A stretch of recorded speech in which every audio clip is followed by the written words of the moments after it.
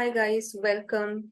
So now we have come to the last module of business English speaking course for teachers.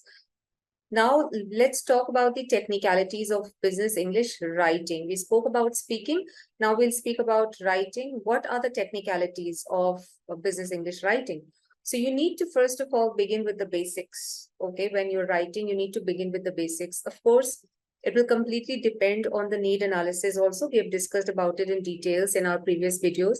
That need analysis is important. Grammar is vast. Grammar is vague in a sense. You can't really afford to include core grammar to teach, okay, in your syllabus.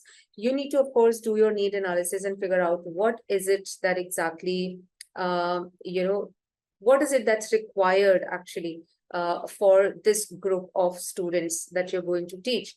If you are not able to figure out anything very specific, you're not finding any major issues with grammar, still you got to figure out some basic rules of grammar or some grammatical errors for that matter that usually people make, and usually that should be avoided. Or maybe few exercises or tips or tricks to avoid very common grammatical errors. So begin with a review of essential grammar rules and common punctuation marks. Like a lot of people are really confusing punctuation marks, which is also an essential part, not when speaking, but at least when you're writing, comma, full stop, inverted commas, brackets, everything, every punctuation marks matters. So just understand and in fact, include this in your syllabus when you are going to, complete the topic of writing specifically. So emphasize the importance of correct grammar and punctuation in professional communication, written communication, of course.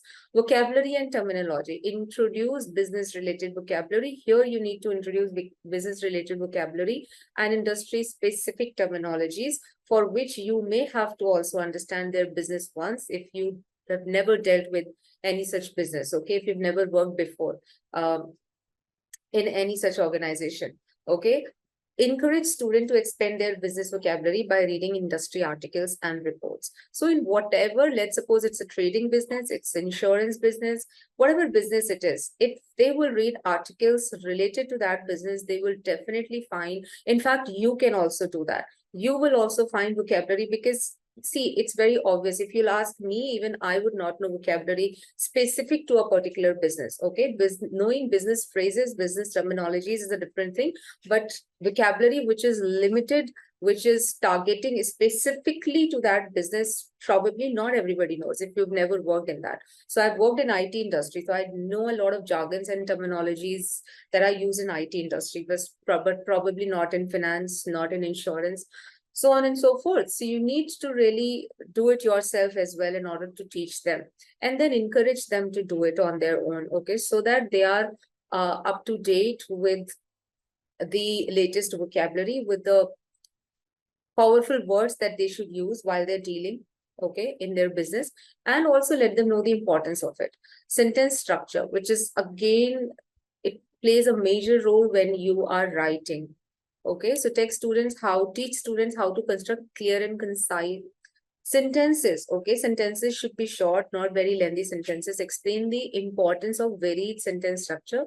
Okay, so to maintain the reader engagement. Okay, so always, whether they're writing an email or report or whatever, it should be simple language which can be understood by everybody, simple yet powerful, and at the same time, vocabulary has to be relevant to the business, okay, and sentence has to be short. A lot of time people keep writing and they don't realize that they've written a really lengthy sentence, so they need to really break their sentence into probably two. Understanding business writing genres. Now, what are the business writing genres for which you need to make them prepare? Tell them emails, how to write emails, the total formatting of emails. Emails formatting are going to be same, no matter if you're addressing it to whoever, but format remains the same. That is the subject line, okay, the salutation, the opening line, the body of the email, signature, closing, okay. So let them know that what exactly that they can write in order to write a professional email. Same goes for reports. Okay, reports also begin with introduction, the topic of the report, okay, the body of the report, the conclusion, okay, and same for proposals and memos. Okay, so just let them know the exact formatting of all of these business genres. Okay. And then comes formatting guidelines, as I said. So just let them know the spacing, fonts, what should be the font. Like generally very a professional font is TNR and Calibri. Okay, so let them know that what fonts they should use. They should not frequently change the fonts. They should not use bold letters, capital letters. Spacing should be equal. Okay, so you need to let them know all of this tone and style. They cannot afford to be casual. They're not writing all of this. So business technical writing is not casual at all, because you're not writing or addressing to your friend. Even if you know them professionally very well, still it needs to be strictly professional and neutral in tone. Editing and proofreading is of course required. So editing is when you've written something, you edit that. If you've written a report or proposal, anything, just read it once and see what's needed, what's not needed. A lot of time when you start writing, you don't realize that there are a few things which are just not readed, probably repeated, okay, or probably not making any sense, or probably you can change a particular word to make it more impactful. That is editing. Proofreading is about correcting your grammatical errors, okay, or punctuation error or spelling mistake. So editing and proofreading is really important before sending any email. They need to have real word practice. Now, case studies, the way they did with role play and all of that in speaking, they need to do it in writing as well. Like they will write real-time reports on a real-time topic. Okay, role play and simulation. Create scenarios where students can practice writing business emails and reports or proposals. Okay, so role play can happen for speaking also and for writing also. And then, of course, the way you've given assessments or feedbacks for speaking, you will give it for writing also at the same time. So you need to choose whether you, for writing assignments, you are going to give written feedback, or you want to again give it one-on-one, like, individual feedback to everyone. Okay, and also you need to choose that how exactly you want to make corrections, how you exactly want them to improvise. So that goes on to the same topic wherein we spoke about the art of giving feedbacks. Okay, so that remains same in writing also. Okay, and assessment criteria is going to be decided obviously in the beginning of the syllabus. So this is all going to be about technicalities of business English writing. Basically, you need to focus on these 4 genres. These are the basics.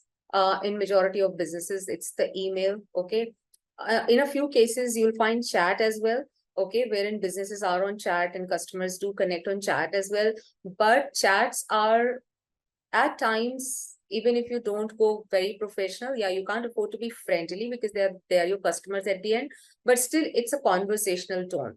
Okay, but in chat as well, if they would be able to write this, they will be able to manage chats also. Majority of cases you will find these 4 genres in business English writing. Okay, and you need to focus on giving your students a lot of practice related to these genres. So give them a lot of emails about every scenario, addressing it to whoever it is possible. Same, give them so many topics which is relevant to their business. Just figure out what all reports do they exactly create, figure out mistakes, make them correct themselves. Okay, same goes for proposals and memos. Oh, all right.